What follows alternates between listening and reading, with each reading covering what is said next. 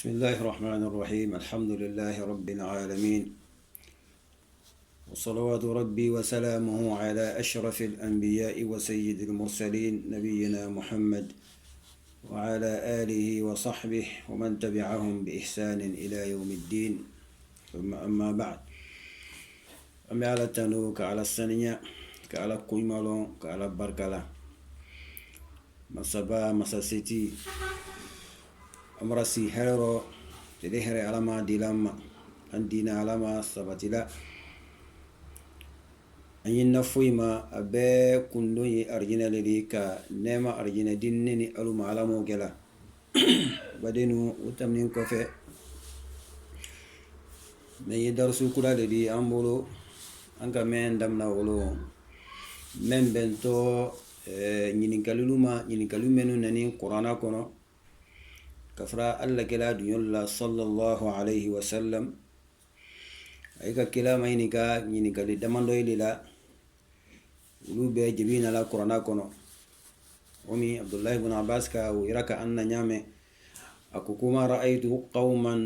خيرا قط من أصحاب رسول الله صلى الله عليه وسلم ما سألوه إلا عن 13 مسألة كما الدنيا عبد الله بن عباس ليني يراك لأن الله كلاك مؤمن تندو كورونا فسري لك يراك كفكان يوفوي تدنيا كونو واتي ويرو الله كلا دنيا لورو كيراك كفكو موتي من كفس عبد الله دي كورونا فسرو أبانا كدو كاني أكو أنت على ني إلى على دلا يني فنجنيني علمه الكتابة وعلمه التأويل donc نفوني كني مني يا كورونا فسري يا على لونيا لا فين فينا ديك كورونا كتير دي واتي ولا ني مسألة نلا سين عمرو يرى على ملايا فلما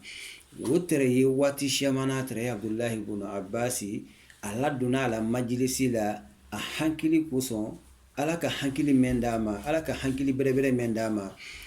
سين عمرو ترى على دونا تشكربالو كان بدري تشكربالو كان واتي ولا فولي رتو كما سلاك كما بارو سين عمرو يا أمير المؤمنين يعني دمسني نادونا أنكا adon an dunyolu a dunyoyi nan denun be u be serekele ne di donc na tulo mai dan dinu fana wuli ay be na ana majlisi la sino morgo ko nyedden na dona miza dulu ko son ala ka kuduli ke anye donc wuli ko son nyala dona mais chiyo le fait Allah sino moru aka sahabalu aka Abdullah ibn Abbas la don ala majlisi la ci kurba bureau la Assemblée générale donc aka Abdullah ibn Abbas wole ka ladon chakrobalu kan abana kay maynika ko bi nya fe kalu maynika question do la donc ayeni question je bi nye ay ko question ya suimane di sena modu wala malaya falama ni sahaba bela deni aka foko suratu al-ikhlas suratul ikhlas ko wajini kunyumane la kuni sahaba men kawlon uyo fanyana sahaba ben ala itamirinandi donc ben ala ita hankilinandi إذا جاء نصر الله والفتح ورأيت الناس يدخلون في دين الله أفواجا sena moruka ay mayni kani sura de la ko sura ni jini ku mani la jone di seka suratul nasr jone di seka sura ni ku fonyana do o kemen keni sabalu ay maseka réponse soro abana ka Abdullah ibn Abbas mayni ka Abdullah est-ce que jebido yibolo ka ben sura ni ma sura ni make ku mena yo fonneni ndiyolunya Abdullah ibn Abbas ala malaya falama aku kusuranu nani kana Allah kila sankali lati subhanallah ni demseni ni sahabat chakurba itema asela ala sela kani hankilina dama ni darsu dama donc akawodi sina worma kusurani nani kana Allah kila sankali lati ayrela k'a yira ka kira la k'a fɔ ko ni ala la dɛmɛ nana ile ma ala kɛla i ka mɔlu ye a ye donna i la diina kɔnɔ a ye jama jama mɔɔ yi dɛrɛ nala kelen kelen de kana silamaya mais i bara ye sisan mɔɔ ye nala kana don a ye caman n'o waati sera n'o nana kɛ i k'o tɔmasere de ye i jantu yɔrɔ i y'a lɔ ko waati bara surunya fasabbih bismi rabbika wastaghfir ye subhanallah fo la shiyaya ya astaghfirullah fo la shiyaya ya lon ka fo kini dunya to manja ini kiyama to manja ko ibra men ke kelala siro alhamdulillah ibra ala la mission nasi donc ijije yi yere kan isi tone okoro astaghfirullah fo ni subhanallah fo la donc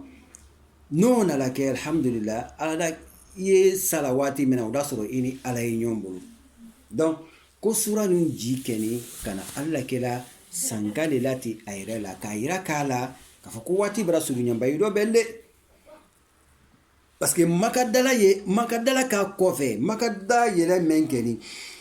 jama menu don islam ya kono afanga na la wara donc ka bo mahine hankana sikela la fatuma moye na la nyamma delikasone na la nyamma kana ayire président kila la kila ambra islamaya wafdu ile tiranda la alla kila sallallahu alaihi wasallam donc ala kaira kala ba ijantu yororo ya lon ka fuku inenne te manjawko ya astaghfirullah fo ni subhanallah fo ila shaya ya lon ka fuku atena men ko fe ile ni ne di nyombe donc abdullah ibn abbas alele silakani tafsiri di chakurbaima majlisula donc sina mor kaira kala ko andenge ka fo nyamani ne yera fana tafsiri men ne bolo kumme yala ne bolo sura ni ji kumme yala ne bolo wole yeni donc sabalu kalon sisan ka fo ko jaja ni dimseni ni mo ban santendi alele ka ira ka anna ko alla kila sallallahu alaihi wasallam ko amma alla kila ma dunyo ye dunya kono dunyo menun kayin katami kila dunyo lo sallallahu alaihi wasallam dunyo nunu maseka alla kila mayni kan durant 23 années sans mois saba kono ay sela ka kila mayni ka question tan sabab doron pesalela menu na la corona kono menu jebi na la corona kono abdullah ibn abbas ka ira ka anna ka foko o question wulu ana jebi mubasharatan masabaka betu nyona corona kono abeda fani corona kono karam na suratul bakara mahannasi donc anga masala do faro darsu tamini ومسألة كلام ندي يسألونك عن الشهر الحرام قتال فيه قل قتال فيه كبير وصد عن سبيل الله وكفر به هنك وسيو لبانا ألاك و كسون جبي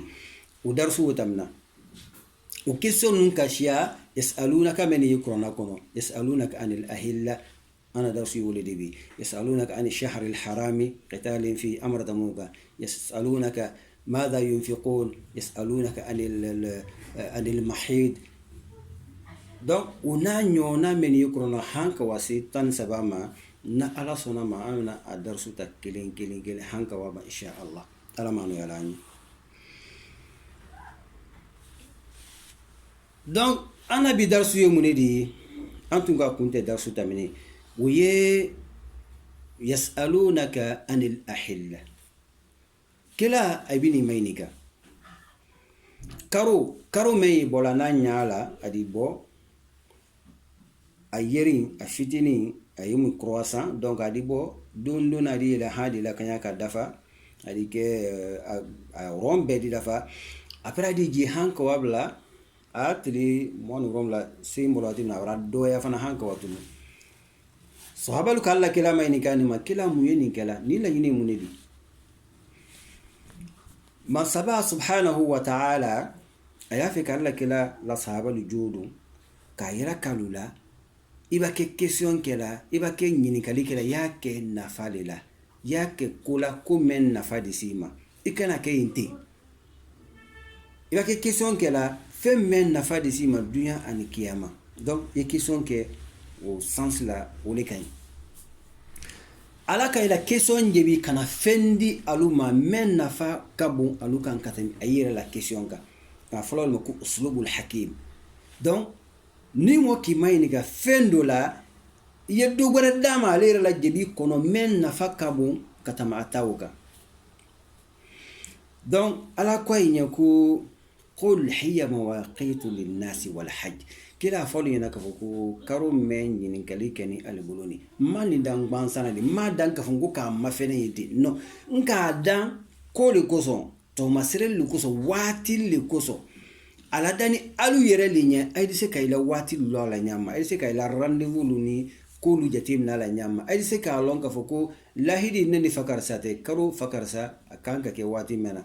donc ay dise ka lon ne la bon kanka sara karo tele jate meni ay dise ka wo jatelu wo diselo na albulu nyama ala ko kale ka karo dan femen kama ko anafa folomanta meni wole adise an balakalu ala mala ya falalma wulu fana la kondenu aye karula sili menu kala ye ay la lola ye na men kala ma karu wajjatilu fana udisi lona karuma ni muso fudu na la sa aketo karu saba si men kala wu kontenu fana bela deni yimna la ni karu kilin nema donc ile rebra le sakafoku karu madam man sababu subhanahu wa ta'ala bansana adani kumenuna udoyele ni amadan kafuko anye ansi ka debado kulinke nasara luwani karuka ou bien ay wani yorobare una fatan la silima ay wala ay mawa ijija femen nafadi sima kiyama nalu wala alhamdulillah ala ka loni créer kabla ni men ka nyanyini uda nafasoro donc ni loni men sila alla sila hay alhamdulillah ay do una fasoro kabe la technologie la fingewoma donc mais il est kenana non seulement alama loni dima donc ikana temps perdu ayo sosoli kundane ka foka adisikela ou bien atisikela men nafa disi aluma dunya kono anikiyama ay la journée chargée là parce que armadi mena maynika ina men sebela ile rekeni saoudika même la ila kafa kona kala nyuma na jumande malaka leye men ila ko be contrôle la seconde par seconde iba men sebe iba men fo iba men ke ay do sebe han journée iba ulu tawati batami uidi yele relegbere fana dina uidi continue hanka wasi isaluma donc menne be sebe to ila kafa kono kalamara donc alamade ya lo woto fe membla la ir la kafa kono ba ira ya sebe la ule ko sa ditu ira mar kamalon sini kila kitabu kara ira kitabu men sebe ikra kitabak parce ira le ka sebe kitabu o ijija ya karan o ma sebe ni bulu nyama dunya kono donc anya njija badenu anya na tanke o nyama armade ya mafene tele baban suro ni ki ton la fenga ya mafene yimiri ne la journée ni nkanyumani nka suyumane ke ijija ya résumé di yerema mbola so man kanike nka zikuru jatine ke tele goro nka subhana fo jatine ke nka astaghfirullah fo jatine ke nka allahumma salli jatine fo nafa meni yo ila kramu ibru nafa fanyana donc ijija ni non makeo fo ikela ase ijija yeni sunoto alaba meneno yenye yuke yeni sunoto ila ini suno yeni sunote alaba nke ala kufodi donc ya kesani nyaro ila salijiro alhamdulillah men kafsa wuli donc men yefene di sama kanki janto fimeno iman ka yini kali ke yitinya n'importe comment ya long men keto ya ke kunela yake fena femen disi inafala donc uyekele nedi ala ko ka karo ke anye to masere ledi anise ka na wati lu jiri nyama donc a folomata kene woledi wal hajj a to masere fulana hiji fana ledi hiji e fenedi fardal ya islam ya kono donc islam ya tunkum bilibili dole ya dia tunkul lulna abe wajibi aramade ma na sinye shunye kelen isi kono nala ka osekinye yewa ka wa hiji alhamdulillah men kafsa wuli donc hiji odeni karulila ka damna hanka wa blala ban donc adamna to wati yumane akanka la ban wati yuma karu tele seyin ni hiji damna la yawmu tarwiya hanka wa bla hiji la bana donc ayamu tashriqu ayamu tashriqu labana donc o kono la num bela deni a bedeni karolela donc o content kelen bela deni ala ko fɛn wodi ala na karo bilala an ɲɛ san de se ka o jate o yili dɔn an de se ka ala bato o kɔnɔla o ɲama ala wuli ni mɛ ma wuli donc mais ne kɛla an na ɲininkali filanan de wolo ni darsu tun ka bɔ mɛn ka bɛn waati dɔ bɔra ma an sera ka dan kelen ma wolo bon bi an bɛna darsu gbɛrɛ la ale kan o fana ye ɲininkali gbɛrɛ le de donc an na ɲininkali sabanan de bɛna kɛ nin mɛn bɔni kɔrɔana kɔnɔ ala kɛla duɲɔlu a duɲɔ bɛdɛbɛdɛlu ala ka mɛnnu sugandi k'a bila ala kɛla kɛrɛfɛ ala ka duɲɔrɔ tɛ dan mɛn kɛ ka ala kɛla yɛrɛ sugandi k'a kɛ danfɛn dɔ samante di a ka adamaden tɔ wulu fana tɛntɛn ka a y'i bila ka duɲa bila tɛmɛ yɔrɔ ka duɲa tɛntɛn fofo mɛ nin jeni kisɛ mɛ nin toni sanfɛ n'o y'i tani k'o bila ala kɛla entourage rɔ olu ala sahaba ninnu de ala ko kawara dunya luma a yira mɛn kɛ donc radiyallahu anhum wa radu an olu kosɔn a fɔlɔ luma ko ala bara dunya aluma parce que o yɛrɛ ordre bɔn ala le k'o laji ka bɔ sanu k'ale bara dunya aluma olu ka ala kɛla ma ɲininka question mɛn na o ye de du natɔ fɔlɔ an wolo ni question sabanan ni ye a yi ka ala kɛla ma ɲininka donc kila ka jamarli kɛmɛ kɛ ko ka wululu fɔ madina sahaba ina la kala kila ma ɲininka kila ni ka ordre di ɲaw ma wulu dɔ ye an ye nafa bɔla o la o ye nafa sela anu ma donc an m'a lɔn mɛn na dahani wulu rɔ ou bien ni mɛn na dahani n'a don bɛɛ kiti kelen de an y'a fɛ k'a lɔn yasalunaka maza uhilla lahum qul uhilla lakum at-tayyibatu وما علمتم من الجوارح مكلبين تعلمونهن مما علمكم الله فكلوا مما أمسكنا عليكم واذكروا اسم الله عليه كلا يبيني ماينيكا فين من لا دهني ألونية فدل سبون نونو فين سوي من دهني ألونية أفعلونيا كو فين سنمان سو بلا دهني ألونية با ألا تفوي في فا كيفين سنمان لي إن الله طيب لا يقبل إلا الطيب ala fen sanma ne di mansal men sanma ate foi fe fo fe men sanma donc nay ka ke fe men damna a ke fen sanma ni ani alwato wulu menum blala kalawa subolu kama kalawa suboi kama ka ayimina wulu menu entraîning ka ayila karanya iba foma kai siadisi ba fo kai lo adalo wulu façon wulu ni wo ye wulu boni hukumu ba kono wulu menu la mara haramu yani donc wo wulu dita ka bo kiti kono ba nafa wala islamaya ko ta ko o sama ko bo kiti bilebile ba kono donc kaila aye wulu menu entraîner la wuli kay makranya felali le fenna banne alabru o ta ko bo don kono ba o keto nafa do la sel aluma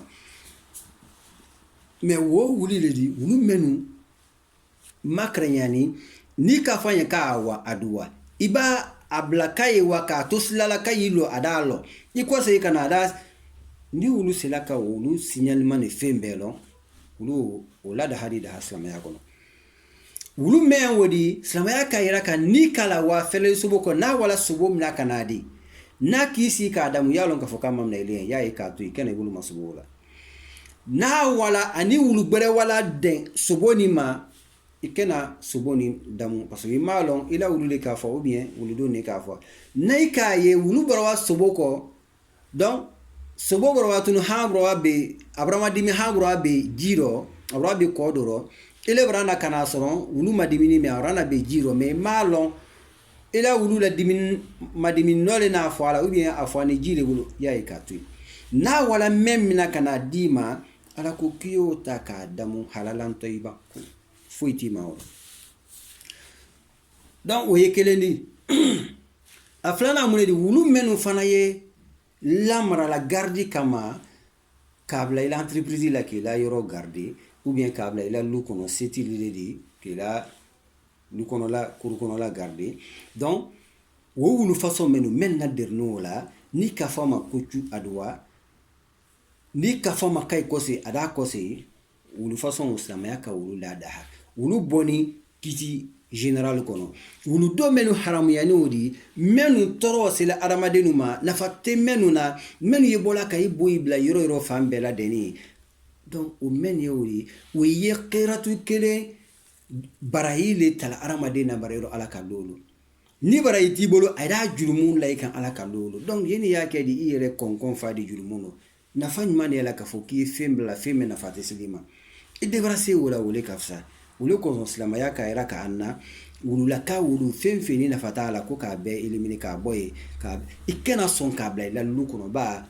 hina mele kateji la ka wulu façon tu la lukono mais naka son ka ye ibrale a yeni kono ben kanema ou bien a yeni ka imade me feleli la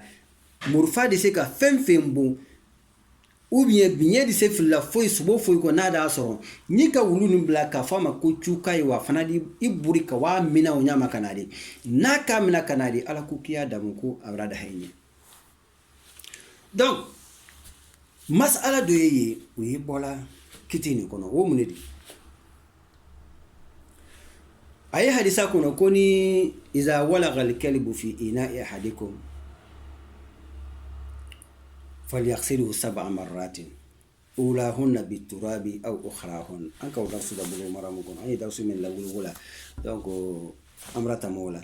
ني ولوكا الدبل أيلا مران كنا ولونا لكن لا تسال فيدا سلام ياكو كيالا كوشيون ورمبلا أفولمانتا يا فولمانتا كي كينيلا ou bien kuli la ban ورمبلا نا yake soit ye kinye ke fula a folomanta ou bien kuli uromblana ye kinye do a uromblana na donc cela veut dire amafokia kinye do ye kinye ke ka akushi uromla de kuli kun folo idise kinye do na fula ka kuro ou bien ida akushi uromla kelen ido la senago kelen fla ido la senago ha wor a uromblana idi kinye ke wala hene ka ku aha wala wulini mune mama sababu subhanahu wa ta'ala yala ala wulini parce que wulu da kosoni ne daji men bola daro wodi yala kosole wala même micropu tisse fola funa kala kinyele la lon kala do côté ko wulu micropu me ya daji la ko foka kinyele ke kaku na maku atana la sanela lon kala do la mazhabu do de ko kunno anye akulali parce ala le ko kanya ko kila le kwanya kanya ko ta'abbudan laysa li'illa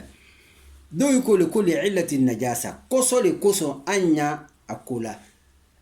mazabu fulana ko no anya kila le ta'abbudan bato anya soro ala ko kanya ke kila ko kanya ke anda ke anta amir la nyagore ma antina la di ka ala sariya ka ta'lilu ke donc antu kala kaira ka kumene na kela anya kela no anya kela le parce sarial ku kanya kela alhamdulillah sam'an wa ta'a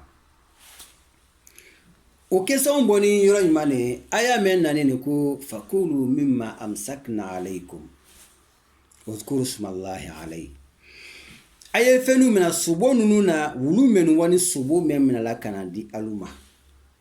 okay fakulu aya damu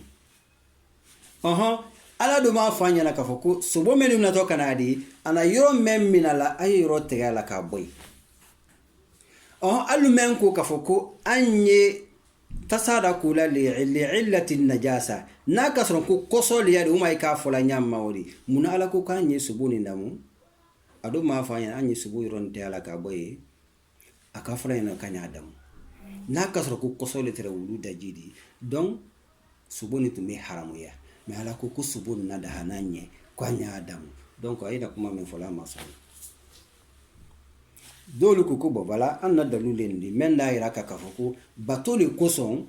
anya kela ala le koso ala le ko kanya ke anya da ku anya la kula uloro mais kumena kela no tunka ke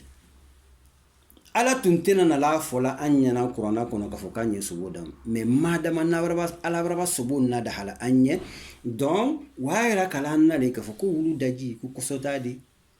nyino fene yadi a kontena fenne kan femenu manyeni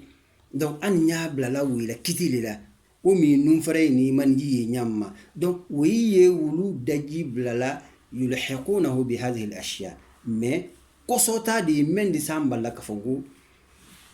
antisika kwanye alakula illa de kuson aluma sawma donc mene fana masala na lay wulu ni